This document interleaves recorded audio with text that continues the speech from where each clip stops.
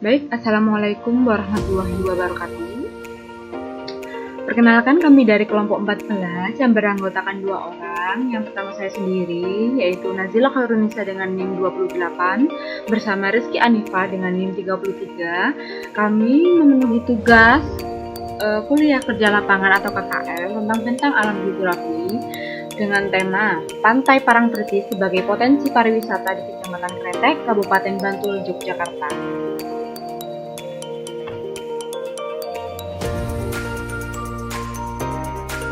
Nah, kenapa sih kami memilih bahasan atau penelitian kami dari KKL Geografi kali ini? Nah, karena Desa Parangtritis sendiri yaitu berada di Kecamatan Kretek, Kabupaten Bantul, Yogyakarta dengan luas wilayah sebesar 2677 km². Luas wilayah tersebut terbagi dalam 5 wilayah desa atau kelurahan dan 52 dusun.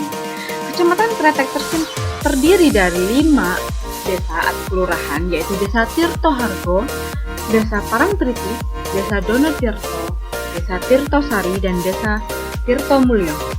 Desa Parangtritis sendiri berada di wilayah pesisiran Kabupaten Bantul, Yogyakarta.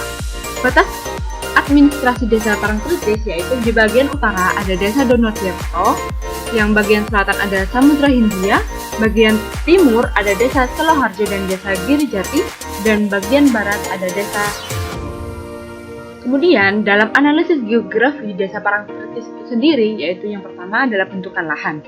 Bentukan lahan dari Parangtritis itu sendiri yaitu bentuk lahan yaitu dengan asal marin, yaitu ditemukan di sepanjang wilayah kepesisiran Parangtritis hingga Depok yang terdiri dari gisi, peting gisi, dan cliff.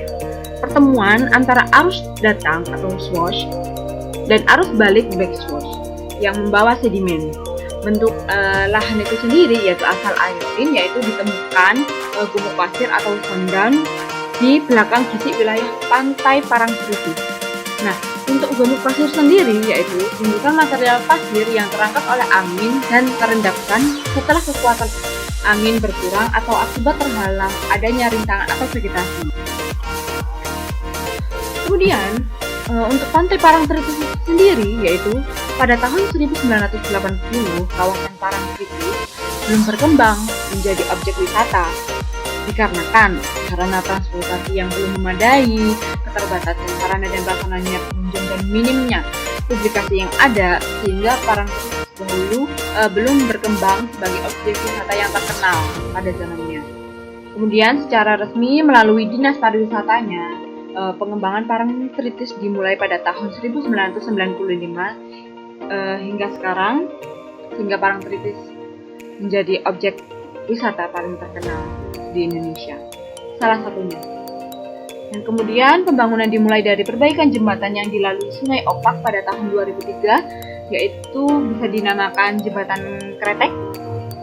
Pembangunan jembatan bertujuan untuk mempermudah perjalanan wisatawan menuju pantai Parangtritis itu sendiri.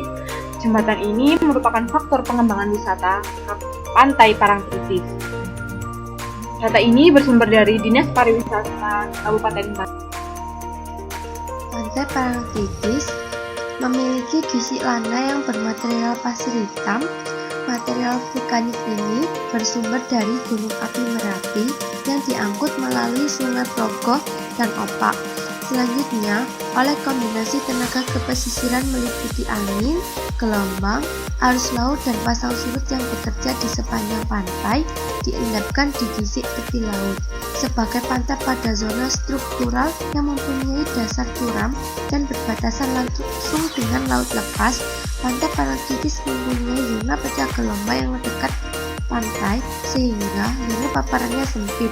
Akibatnya adalah hembasan ombak dapat menyapu pantai dengan energi yang masih kuat. Kondisi ini yang kadang membawa korban jiwa wisatawan. Kondisi relief yang ada yaitu kemiringan lereng di wilayah Kretek merupakan daerah yang datar.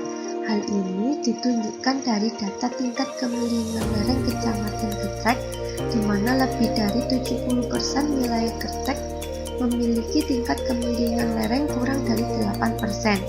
Sedangkan material atau litologi Desa Parangtritis berada pada 4 formasi geologi, yaitu aluvium, endapan Merapi Muda, formasi Wonosari, dan formasi Penanggaran. Struktur yang dijumpai di Desa Parangtritis adalah sesar mendatar, yaitu sesar Parangkusumo dengan arah 300 derajat menunjang 80 derajat ke arah barat daya. Sesar ini mengontrol pemunculan mata air panas di Desa Parangtritis. Sudut penunjaman sesar menyebabkan pembukaan zona kekekaran. Waktunya yaitu bermula dari pengangkatan peneplain pada Pleistosen Tengah, yaitu 1 juta sampai 10.000 tahun yang lalu, sehingga terbentuklah Geantik. Nilai sistem sosial dan kebudayaan. Ritual dan upacara adat yang dilakukan oleh masyarakat yaitu Beti Pertiwi Mancingan. Beti Pertiwi Pisungsung Jaladi merupakan perwujudan rasa syukur kepada Tuhan Yang Maha Esa yang telah memberikan hasil dan rezeki sebagai permohonan agar di tahun yang mendatang masih diberikan rezeki serta keselamatan bagi warga setempat dan pengunjung objek wisata Pantai Parangtritis. Yang kedua yaitu upacara perayaan Peh Chun. Peh berarti perahu dan Chun berarti dayung. Peh Chun disebut juga Hari Raya Wan Yang atau Tuan Mu yang jatuh pada tanggal 5 bulan 5 tahun kalender Imlek, dilaksanakan di kawasan Parangtritis.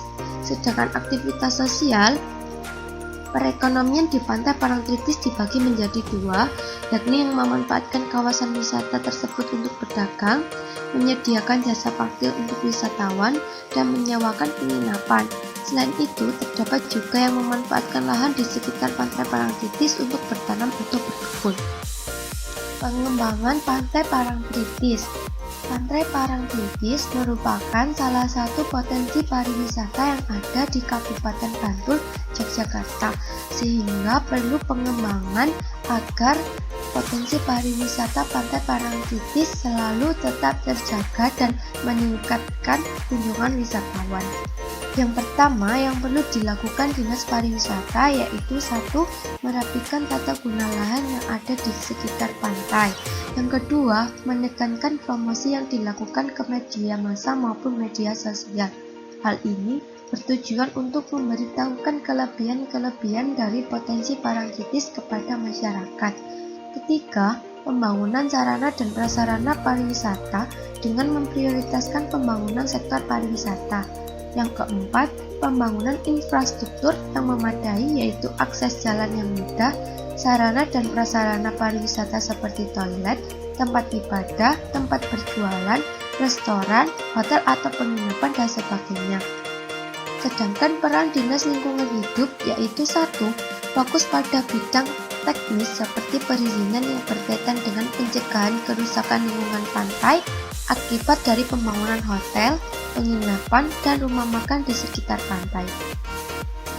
Yang kedua, meningkatkan koordinasi lintas sektoral masyarakat, swasta, dan pelaku usaha untuk menurunkan pencemaran dan perusakan lingkungan hidup. Meningkatkan pengelolaan sampah dengan prinsip 3R. Yang terakhir, yaitu meningkatkan peran serta masyarakat dalam upaya peningkatan konservasi dan pelestarian keanekaragaman hayati dan meningkatkan ketersediaan data dan informasi tentang kondisi lingkungan hidup. Sekian presentasi dari kelompok kami, kurang lebihnya kami mohon maaf. Wassalamualaikum warahmatullahi wabarakatuh.